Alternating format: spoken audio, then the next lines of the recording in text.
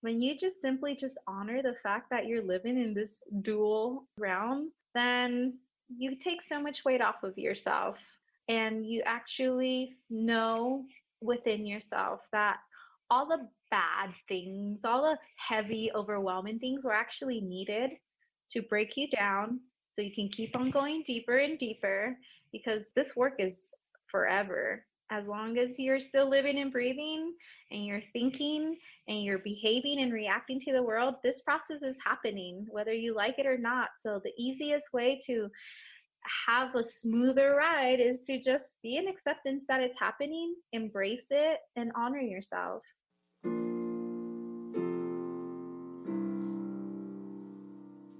Have you ever thought about your meaning of life? What is our purpose here? You're listening to CatharSIS, a podcast about the meaning of life, created by two sisters who are in the field of marriage and family therapy. Hello, my name is Michal. And I'm Maayan.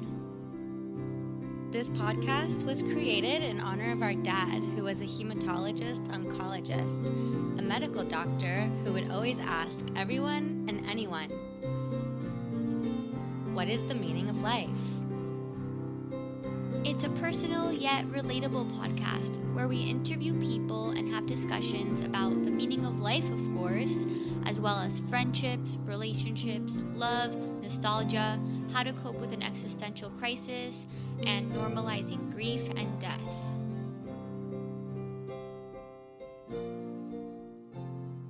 So welcome, Genesis. Do you want to tell us a little bit about who you are so our listeners get to know you? So, as the ladies mentioned, I am Genesis, and I come with a background of psychology. I went to UCI, got my bachelor's there, and decided to kind of launch my own business because I was realizing that conventional psychology wasn't doing it for me. And that was sparked by my own personal spiritual awakening.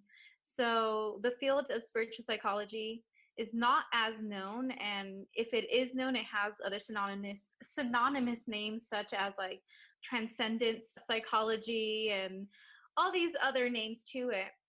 But I absolutely love diving deep into the mind, but also on awakenings. Can you tell us a little bit more about what drew you to spiritual psychology? Like, was there some kind of event that happened or events that kind of led you there? Yeah, absolutely. So 10 years ago, I had my first awakening, and that came in the form of like the biggest breakdown that I've ever had in my life. Even till this day, I'm 31. This happened when I was 20 years old, and I was in a very toxic relationship with a chronological cheater. I myself put myself in that position. You know, back then I thought I was a victim of it. Now I realize I co-created in that situation. But I ended up in jail. I ended up in jail because of domestic violence. I took part in it as well. You don't really hear women talking about getting locked up for domestic violence. It's more like a male thing. And so I got locked up at 20 years old. I was in my third year at the university, pursuing my degree full time, working full time. I've always been Miss Goody Two Shoes. I believe till this day my parents don't know I was locked up because it was like such a like my parents are going to be so ashamed of me, you know. How long were you in jail for, if you don't mind me asking? I was in jail for like a good 12 hours, but that's because I did everything in my power to bail myself out. The bail bonds was $50,000. So right off the bat, I had to pay $5,000 because they want their 10%. And I did that with my debit card. So I was at negative like $5,000 in like a split second, right? Meaning not only was I in jail and I was like embarrassed of going to jail because it like ruined my reputation, but it also financially I was in such a rut. Like my parents didn't even know why I was broke all the time. They thought I was financially irresponsible. I lost my job because they suspended my license, and at the time my job was a bus driver. So they suspended my license. I had no way of making income. I remember having no food in my pantry, knowing that my rent was going to be due in a week. And so that kind of was like the pivotal point for sure in my life, the biggest breakdown. And it didn't stop there. It's like within that year, I was going to the cardiologist because I was skipping beats. Thank God it was benign. So, I'm still here alive to tell the story. But my anxiety levels were so like off the charts because so many things happened, and I had to pay the court, and I had to do volunteer work, but not really volunteer work. It was my community service, all while attending and trying to be in my 20s. So it was wild, and that was the pivotal point for me. Wow, Genesis, you have been through so much, and the way you tell your story is so brave and strong. I'm inspired. Would you say, kind of like in a general sense, that it takes people getting to a dark place to awaken? For sure. I mean, I know, like, for example, my mom, I could tell her, right, like, you eating that hamburger every single day is not good for you, right? It can take like a whole village telling her, but not until she sees like someone in a white coat telling her. And even so, even if the person in the white coat, a doctor, were to tell her that it's bad for her, she will not learn until she lands in the hospital. And there's personalities out there, and I believe I definitely was one of them. I associated with it. I felt like the breakdown was definitely necessary. And now I strongly believe that with every breakdown, and the deeper the breakdown is, the deeper the breakthrough will be. Because the breakdown, if you are open to it and you're susceptible to it, and you go through the process, because it's a long process, but if you go through the process of diving in deep, then you get to see some of the like patterns, the behaviors, the reactions, the actions that you've been processing on like autopilot for such a long time, and the law of attraction talks about like whatever we think about, we attract. So like that's like the spiritual component, like whatever you think about, you attract. So if you're in a really funky state of mind with some funky emotions and mentality, like you're going to attract some very funky experiences. And if you don't know that you're co-creating and you're creating it based upon how you are behaving in life, in a sense, or reacting to it, then you're just going to think you're a victim of it. And that's a very disempowering place to be. It's so disempowering to remain in that feeling of victimhood. And you can absolutely take your power back. You, the general you, can take your power back. And that begins with looking at yourself, going inward, and asking yourself, okay, what part did I play in this? How did I attract this? And what am I going to do moving forward with the new education that I have?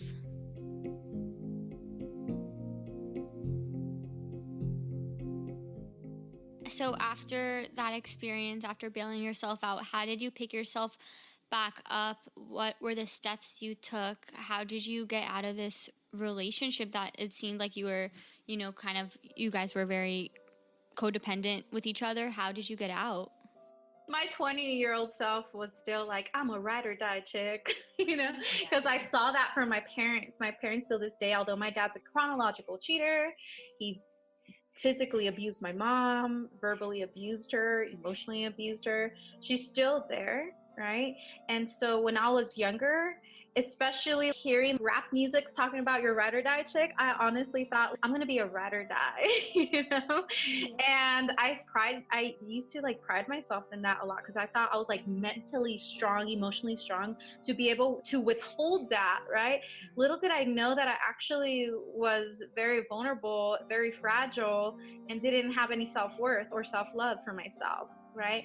So it took me about like 5-6 years after that incident to completely realize my self-worth, to completely realize that I was toxic and he was toxic, and therefore together we were such like a toxic partnership. Yeah, we had our great laughs and our great moments and adventures, but overall we had way more arguments and way more disrespect for each other. So it took me some time, but the process was having my friends call me out on my bullshit all the time. Like, there you go again with him. Don't you see yourself crying? And then, they were kind of like my mirror. So they were the reflection of me. It also took like a new relationship. I remember going to Vegas, and I'll tell everybody, you don't find love at the club. Don't ever expect to find love at the club. But I went to Vegas. I went to Vegas right after breaking up with that guy that I went to jail with. And that was within a month, right? Now I look at my patterns and I'm like, I just wanted to move on to the next. I didn't really go deep down. I remember going to Vegas and then like seeing this guy and being really attracted to the way he was dancing and feeling this magnetism from him. And I just liked the fact that he gave me attention.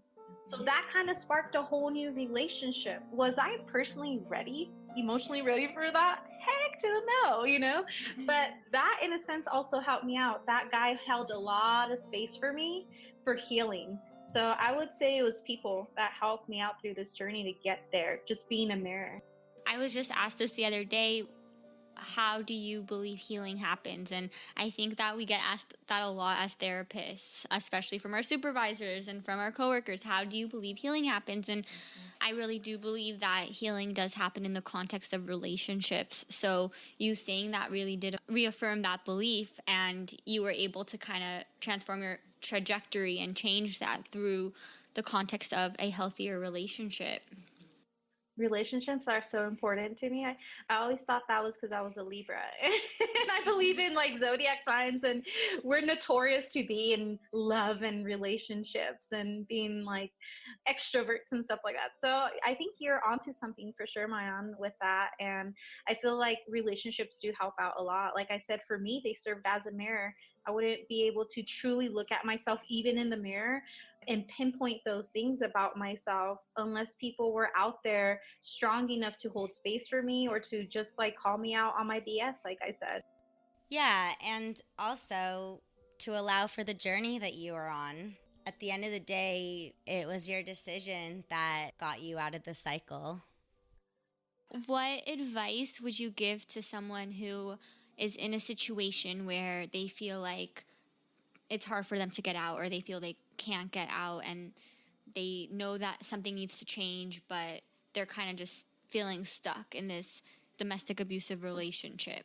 First of all is give yourself congratulations. Give yourself congratulations for even bearing and still being alive to bear it. So there's some people that don't have the mental capacity to really be able to bear all this stuff, like there's people who are financially in a rut that actually commit suicide because they can't stand how overwhelming that is. So if you are still alive and you're still bearing through things that feel heavy to you, congratulations for being so strong.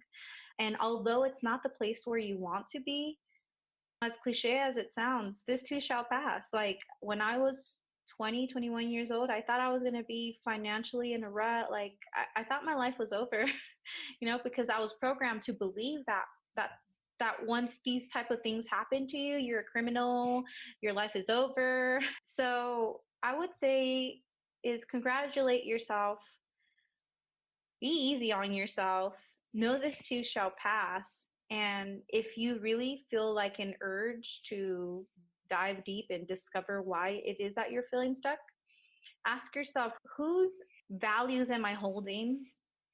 Whose frame of mind am I repeating? Because sometimes we feel stuck because, like, for instance, for me, I used to feel stuck financially because I was told that my parents used to always remind me, you have a bachelor's degree. Why aren't you working in the field of psychology? You have this, you can like make this much money. And for a long time, my personal value belief system was that I could have my own job, I can create my own career, I can do whatever I want with my degree. But they thought it was very cookie cutter. So for a very long time, when I didn't realize that, I was holding their values, and that's why I felt stuck. They weren't even mine, but I valued their values so much that I felt stuck, because I wasn't fulfilling what they wanted for me. So those would be some of my steps. Yeah, I think a lot of people can relate to that, especially because, we want approval from our parents, our family members, friends, society. Like, when does it end that we want approval from others? So for you to get out of that, especially when you're saying, you and Miami were saying, like, some people don't get out of that. Some people figure out worse solutions. And it's so empowering and inspiring that you're able to look back and be like, yeah, that was part of my journey, but I'm still here standing strong and like a warrior, I love it. A woman warrior, a how-to woman warrior. Yeah. I feel like some people have the misconception that strength comes from being tough, or strength comes from like physically being able to move something heavy, right? But the truth is, I believe more than anything from my personal experiences that the wounds that occur emotionally and mentally are way so much more, hurt so much more than any physical bruise, injury that you can get. Yeah. So for anybody to be able to even endure that pain, that's strength. Whether you've been crying and sobbing and complaining the whole time, that's still strength that you're able to even endure that pain and still be here. I want to be like, amen, amen. Like, yes. I agree with that. I guess that also leads us to the next question. How do you cope with times of uncertainty? Now I embrace it. Before, I used to cry and feel overwhelmed and run to people for solutions. Now I'm like, all right, buckle up. What can I learn from this? What can I learn from this moment of uncertainty? Maybe this moment of uncertainty is what I need, because I've been living wanting to control everything, to be so certain about every step that I take, what I eat, what I think, what I drink, how I react. I want to be so certain about that. Maybe uncertainty right now is like the universe sitting my ass down and saying like, hey, it's time for you to relax a little bit, experience a little bit of uncertainty so you can actually recharge in that uncertainty. Give your mind a break. And I know that sometimes triggers people. The uncertainty triggers people because like they feel very uncomfortable, and I used to be there too. But now I embrace it, and because I embrace it, the uncertainty like doesn't last for that long. When I used to resist the uncertainty, that's when it lasted the longest. Like, not only was I like, if I was just uncertain about one thing in my life, I realized the more that I resisted that specific sector, it like triggered for other things to surface. And I'm like, shit, now I'm uncertain about my relationship, my mom, myself, like the way that I eat, the way that I talk, right? But the moment that I embrace the uncertainty, it's like, it just kind of vanishes a lot faster. And then I go back to certainty, but with a different frame of mind. Yeah, it's like how they say when you allow the emotions to be there, when you just kind of let them be part of you and you don't judge them or make them go away. They pass. And it does. It opens you into an increased self-awareness, which is one of the main goals of therapy, but I think that should be one of the main goals of being a human, was this increased self-awareness of who you are and owning who you are and owning what comes, which is what I'm hearing you say, or embracing that uncertainty that comes. Yeah. Awareness for me has been a game changer. There's a lot of times that we're on autopilot, especially when we're younger. We start life with a clean slate. We really do. And then during the impressionable years of like 0 to 8, we pick up everything from our environment. And then in our teens, we're just acting out on what we saw from our environment. Yeah. And we can go into our 20s, our 30s, our 40s, our whole entire life acting on what we saw. without even questioning whether they're our beliefs, whether they resonate with us, whether we're aware that they're damaging or not, whether they're self-sabotaging or they're sabotaging other people, so awareness for sure is a big game changer. And so much empowerment stems from that, just self-awareness. It really just begins from yourself. You don't even have to worry about becoming aware of your environment or your culture. Like, that's just extra. But when you can take ownership of your own self, that's powerful. Yeah, absolutely. Beautiful. I think that that's a lifelong journey, and it takes a lot of strength, awareness, and this brace yourself kind of mentality to really be on that lifelong journey. There are going to be bad days. It's not always going to be so smooth, but I think having these tools does allow for at least a smoother path. Yeah, I second that too. Yeah. So is that how you started to open your How to Woman business, or do you want to talk a little bit about that? Yeah, so How to Woman came about 4 years ago. But prior to that, the download, as I like to say, or the seed was embedded in the mind probably like 7 years ago, where I knew 7 years ago that, because, I went from 21 to like 24 of just like continuous, just evolution, transformation, peeling like an onion, peeling the layers, trying to get to the root cause of like why I was overweight, why I was experiencing toxicity, why I was doubting myself, all these like things that seem like new things to me but have been existing for a long time. I knew 7 years ago when I felt like I had mastered, or at least I was at an advanced level of awareness. I'm like, the world needs to hear this stuff so bad. How powerful would it be? But I wasn't ready from 24 till like maybe 27. 27 is when I'm like, okay, if it's meant to be, it's up to me. I have to launch it. So I launched How to Woman without overthinking it. And I launched it with the sole purpose of creating resources like with anxiety. I was clinically diagnosed with severe anxiety and depression as well. And I remember a workbook really helped me out. And it wasn't conventional. It was very like spiritual. And that helped me out. So these type of tools and resources helped me out, like breathing techniques, EFT, like tapping techniques, affirmations, all the things that you hear in the spiritual realm or woo-woo.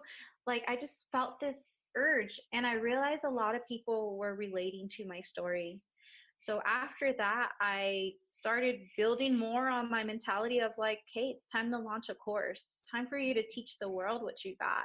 And that itself was such an awakening process. And it still is to this day, because there's still times, even though I have like the spiritual toolbox, I have so many tools and techniques and systems that I can implement and shift my state of mind. I still fall victim to self-doubt, to feeling unworthy, but now the thing is, I don't wallow in those feelings or emotions as long anymore, and I don't believe it as long, because I have all these tools. So essentially, that's what I do. I tell people, I'm not your coach, I'm not your mentor, I'm not your guru, I'm just simply this like positive vibe guide here to help you tap into your self-awareness. I'm here to be your mirror. I'm here to just be a sounding board. I'm here to support you, because I've realized in my field of within How to Women, the community, that there's a lot of women that also grew up the way that I did, in a lot of toxicity. But the thing is, they don't have not even any friends that are positive, that can call them out on their BS. They themselves are in the same rut or worse, or they might be like the most advanced in their bunch, and they don't have someone to hold them accountable or be there with an unbiased perspective, right?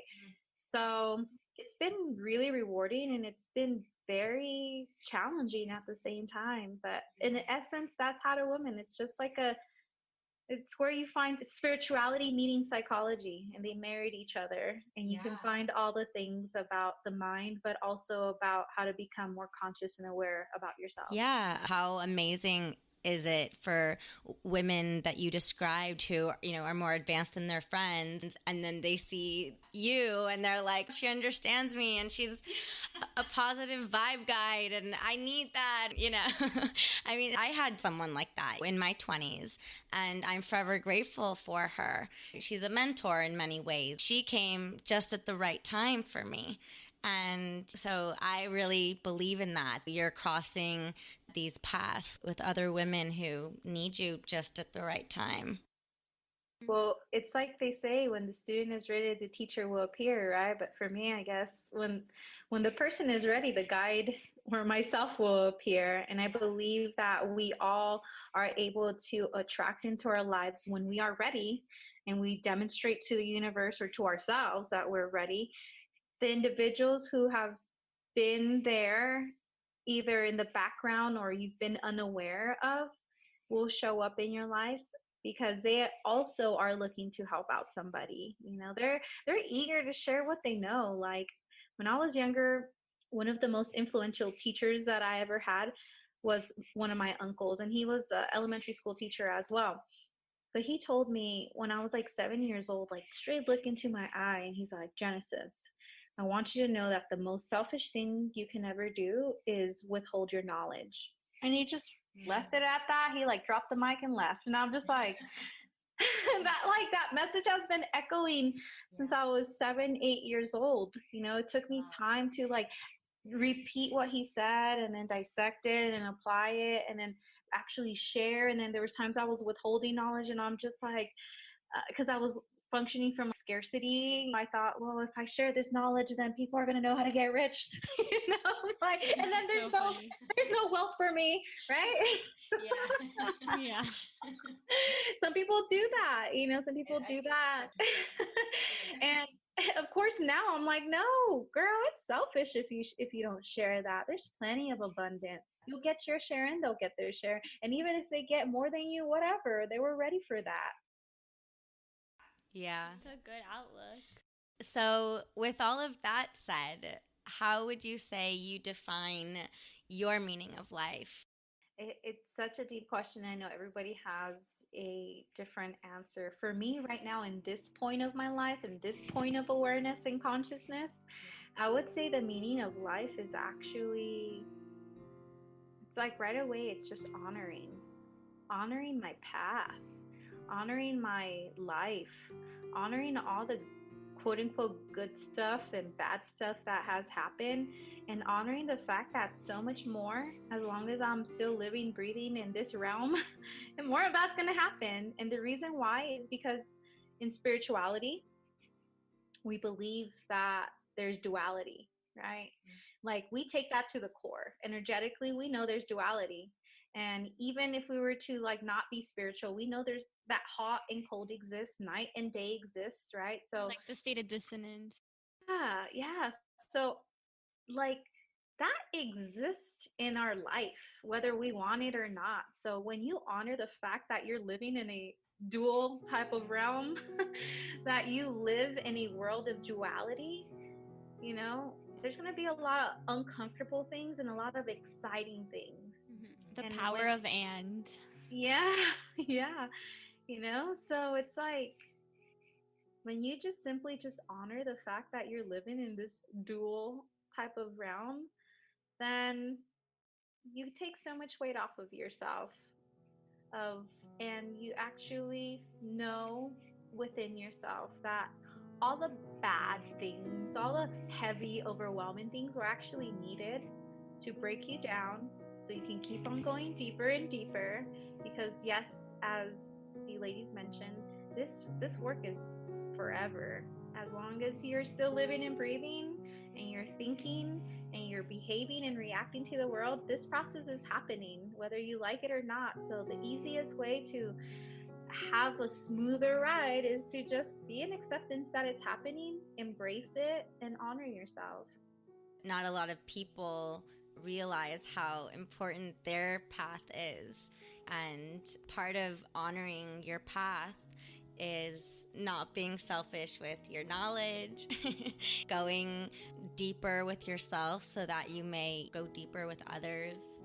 And the list goes on, as Mayani likes to say. I don't even think we told our listeners how we know each other. How do we know each other, Genesis? So, from my recollection, I remember seeing the Sisters in Psychology, that handle on Instagram, and I was like really driven to it. And so I remember reaching out saying something, or I don't know if it was you ladies that said something, and we just started a conversation, a dialogue. And I believe we used voice notes too. I'm just like, I'm gonna take this deeper. I'm not just gonna text them. I'm gonna use voice notes. I want them to know who I am and my essence, and like hearing me express myself. And that's where it just went on. And then it was just like, I knew that we had to do more. And I remember letting you ladies know that I would love to interview you on one of my lives. And that live extended to like another live. And here we are now, like that relationship has been building. Like, we don't have to talk every single day, but I know for sure that you ladies are honoring your mission and are sharing, and you're doing, and you're embracing, and you're living, and all of that. So like, for me, that's beautiful. Like, I like to hang out with like-minded individuals, and it's all about that girl power for me. So I'm just like, yeah, there's other women in psychology. Yeah, and I want to highlight that I think it's so cool that we met over Instagram. I know a lot of people, in my environment actually don't really have a positive view of social media, and I completely understand the dissonance of social media. But the fact that we connected over Instagram, and the fact that you could find people in your community, you could find people that you can connect with and that you can feel a little bit less alone with. I think that is the power, and that's the positivity of social media and finding like-minded people. So I want to add this because it just like came as a download. I know that there's that dissonance with social media, and I used to have it too. I'm like, oh, this is so dramatic. But that's because I was using it in a dramatic way, So I was not only attracting people who were feeling the fire as well, with their dramatic statements. But I remember when I changed the gear towards being more positive and like sharing tools that were more uplifting and empowering, then I started attracting more people like that. And it's been so easy for me to actually surround myself in the digital realm with like-minded individuals, and it feels so good. Like, some of my best homies have came from Instagram. And I mean, if there's 7.5 billion people in this earth, I just want you all to know that Instagram has already reached 1 billion active users. So 1 billion people are hanging out in that digital space. You're bound to find someone that has the same interests, that has the same mentality, the same emotional type of state of being. At least one in that 1 billion. There's gotta be. Yeah. Normally, like in the olden days, when you didn't like your friends as a kid, it was like, that sucks. Like, you're a kid and you're stuck, But it's kind of interesting to see how, no, you can find other people who think like you, who have the qualities of a friend that you're looking for, of a person that you're looking for. Sometimes the internet can help us feel less alone. Yeah. And, duality. Some people feel very alone in the physical space. Digitally, they feel very good, very supported, very popular. But then outside of the digital space, when it comes to interaction, like social interaction, physical social interaction, they feel very alone. So that just goes hand in hand, that we live in duality, y'all. And you just got to embrace it and honor it still, regardless. Yeah. helping one person at a time, or dealing with one problem at a time. Exactly. Yeah. Thank you so much, Genesis, for taking time out of your life to talk with us. I feel like our listeners can learn so much from you. You're providing a service that's so needed. And if any of our listeners are in need of some extra support, looking for someone who can understand them, provide them with the emotional support, that they don't have from friends or family, reach out to Genesis. She's amazing. We're putting her info in our description, so make sure to check that out. And Maayan, do you have anything else to add?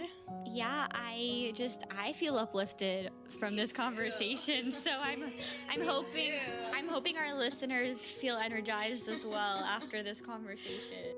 I want to go do some kind of body movement dance now. Do it. Honor yourself. Ready for it to get into the Saturday night. You've been listening to CatharSIS, a podcast about the meaning of life. Thank you for tuning in.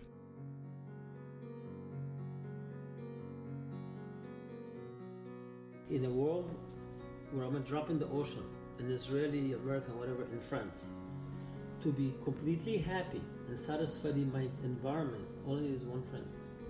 2 friends, it's a luxury. Okay, the ultimate friend is the one you open up your soul to, the one you share with, the one who actually gives you the full reaffirmation that you thirst for. Okay, we all do that. Okay, we all have the thirst for reaffirmation.